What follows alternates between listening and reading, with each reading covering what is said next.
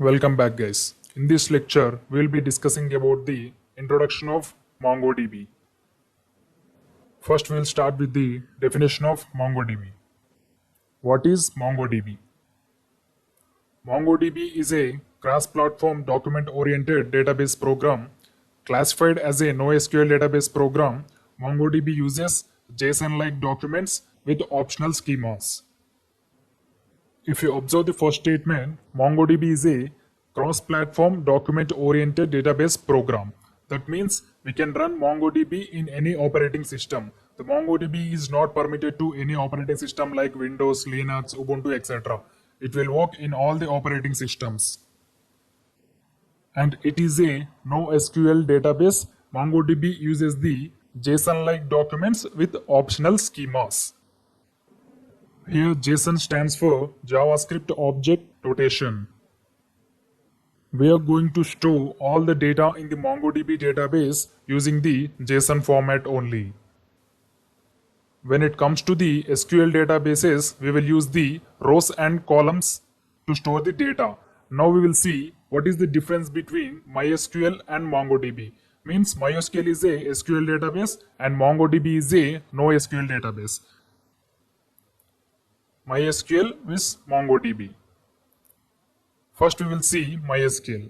MySQL is a relational database management system, which is also called as RDBMS, from the Oracle Corporation. It is a relational database management system maintained by the Oracle Corporation company. Like other relational database systems, MySQL stores data in tables and uses structured query language, which is also called as SQL, for database access. In the previous slide only, we have discussed MySQL uses the tabular format to store the data in the database. And we will use SQL, means structured query language, to write the queries in the MySQL databases. Now we will compare MongoDB with MySQL. MongoDB is a NoSQL database that stores data as JSON-like documents. Document stores related information together and use the MongoDB query language, which is called as MQL, for access. If you observe the two definitions clearly, we can easily understand the difference between MySQL and MongoDB. MySQL uses the relational database management system, which is a SQL, and MongoDB uses the NoSQL database. And in the MySQL, we use tables to store the data, whereas in MongoDB we use documents to store the data. In the documents we will be storing data in the form of JSON. In the MySQL, to perform queries we use the SQL, means structured query language. When it comes to the MongoDB, we use MQL, which is called as MongoDB query language, to perform the queries. Compared to SQL databases, NoSQL databases are having the many advantages. In the further lectures, we will be discussing about the advantages of NoSQL databases over the SQL databases.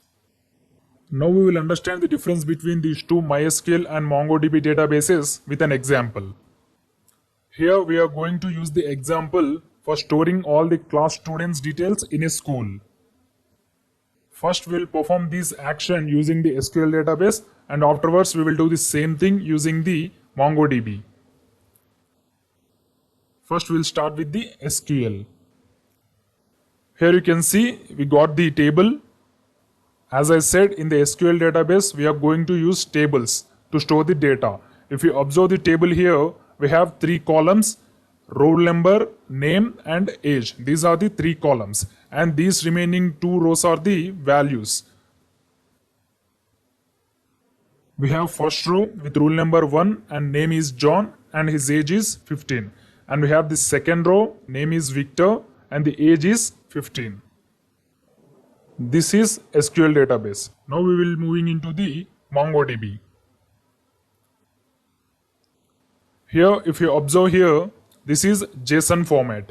In this JSON format, we have an array. These curly braces indicate the JSON object. In that JSON object, we have an array, because we are going to store more than one value. Whenever you want to store more than one value, we have to use the array. In this array, we have again two objects. Here two objects indicates two rows in SQL database. In the first object we have rule number is equal to 1, name is equal to John, and the age is equal to 15. This is key value pair because in JavaScript object we use the key value pairs to store the values. And if you observe the second object, we have rule number is equal to 2, name is equal to Victor, and the age is equal to 15. Like this way we have to store the documents in MongoDB. If there is only one row in the table, then we need not to use the array. We can simply use an object and we can create the key value pairs. Whenever the data is having more than one row, then we have to use the JavaScript arrays. Like this way, the data will be stored in the SQL database and the MongoDB. Now we will see the terminology difference between the SQL and MongoDB. Terminology. If you observe here, we have two columns, MySQL and MongoDB. In MySQL, we'll call it database, and in the MongoDB also, we'll use the same term which is called as database. And the second row comes is table. Here in the MySQL, we use table which consists rows and columns. When it comes to the MongoDB, we will use these name as collection. In MySQL, we'll call it table. When it comes to MongoDB, we'll call it collection. And here we are going to see row. In MySQL, we use the terminology as row. When it comes to MongoDB, we use document. In MySQL, collection of rows and columns is called table. And in the MongoDB, the collection of documents is called collection. When we add multiple rows at one place, then it will be called as table in MySQL. When we add multiple documents in one place, then it will be called as collection in MongoDB. This is the difference between MySQL and MongoDB. And at the last, here you can see column in MySQL. At the table header, we can see the columns. When it comes to the MongoDB, we use the key because we are going to store the value in the form of key value pairs like JSON format. Now we will see the same terminology in the before example. Here you can see this is the example. Here this complete picture is called a table. The rule number, name, age and all these value. This complete picture is called a table. And these rule number, name, age are called columns. These vertical lines are called columns. And these 1 John 15, these are called rows. Multiple rows placed at one place is called as table. Now we will see MongoDB. Here you can see the entire this JSON object is called collection. In this collection we have two documents. Means if MySQL is having two rows, then in MongoDB we should say two documents. And whenever there is more than one element or one document in the MongoDB, we have to use the arrays. Because with the help of arrays only, we can able to store more than one object. Here we have two objects, that's why we have used the array. And we need to separate every MongoDB document by placing the comma. Here you can see after the first document we have used the comma symbol and we have written the second document. If you are confused with these things, don't worry. If you do the things practically, you will understand better. In the next video, we are going to see how to install MongoDB and MongoDB shell in our system. Thank you. Welcome back, guys. In this lecture, we are going to see how to install MongoDB in our system. First, open your favorite browser and type MongoDB in the Google.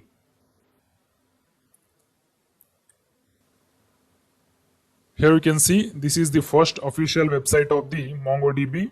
If you click on this link, it will navigate us to the MongoDB official website. In the top, you can see the navbar and you can click this link. Here you can see this is the software. In this software, we have to click on the link Community Server.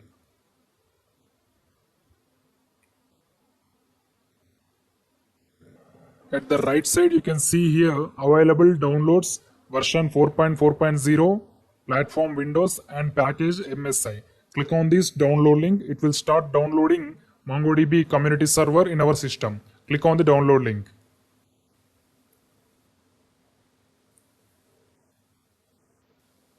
Here you can see the download has started. And after downloading this community server, we have to download one more thing, which is called as MongoDB Compass. This is the graphical user interface for MongoDB server. You can see here Compass GUI for MongoDB. Click on this link. It will start downloading the MongoDB GUI in our application. After clicking on this link, you have to click on this Try It Now button. And after clicking on the Try It Now button, again in the right side you can see the MongoDB GUI details, version 1.21.2, and the platform is Windows 64-bit and the package is zip. And click on this download button, it will start downloading MongoDB GUI in our application. At the bottom you can see the MongoDB GUI download has started. After downloading these two things, we have to install community server first, followed by the MongoDB GUI. You can see here the MongoDB community server has been downloaded successfully. Now we have to install it. Click on this link and click on Show in Folder. Now double click on it to install.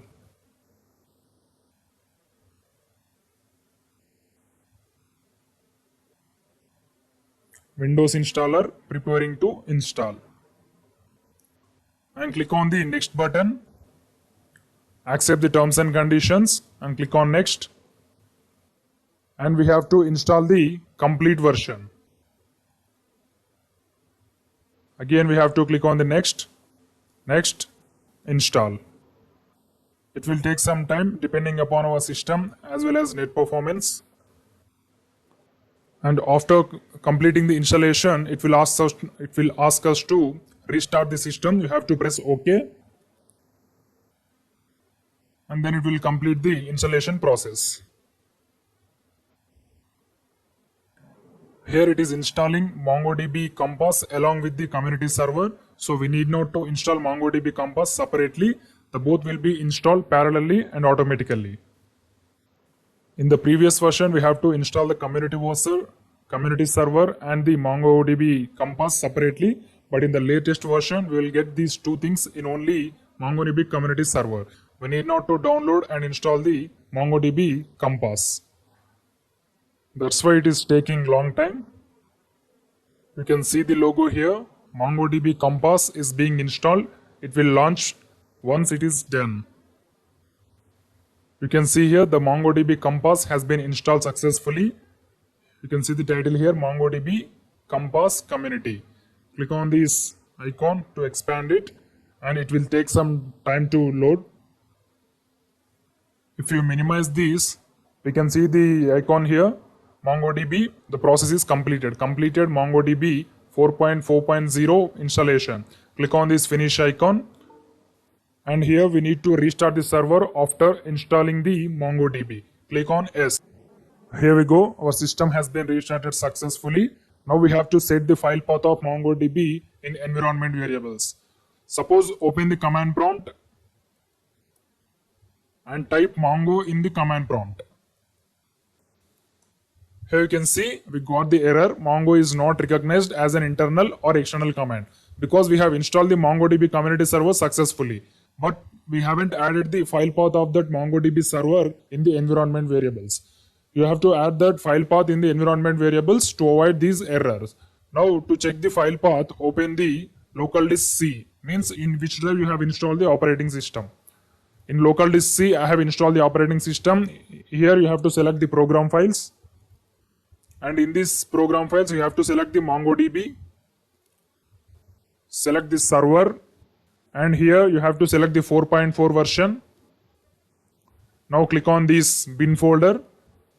In this bin folder, you have to copy the link of the Mongo application. You can see here, in the second file, we can see Mongo application.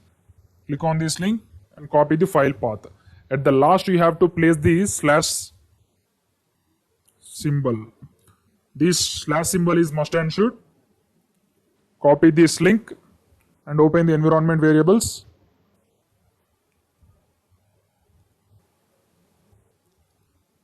And you have to add the new path. Select this new icon. Paste it. Now you have to press OK. OK. OK. Now open command prompt and check once again whether the file path has been added successfully or not. I will write Mongo. Again, it's raising the error. Mongo is not recognized. There's something wrong in our link. Open the environment variables.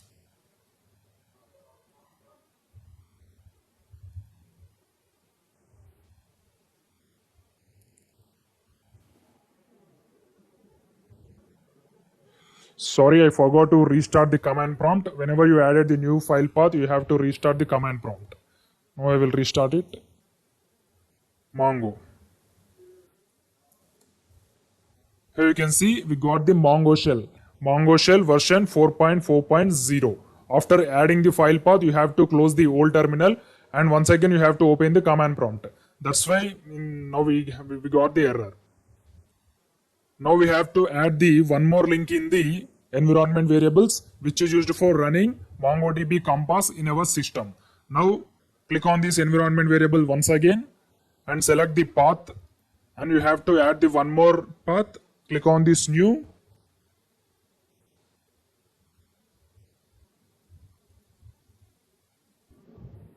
and paste this line. I'll write new. You can see here local disk C Windows System 32 WEEM. This is used for running MongoDB Compass in our system. Press OK. OK. Again you have to press OK. Now open the MongoDB Compass.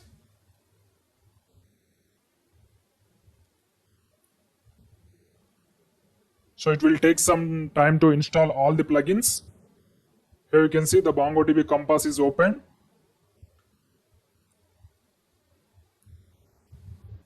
It is initializing. It will take some time.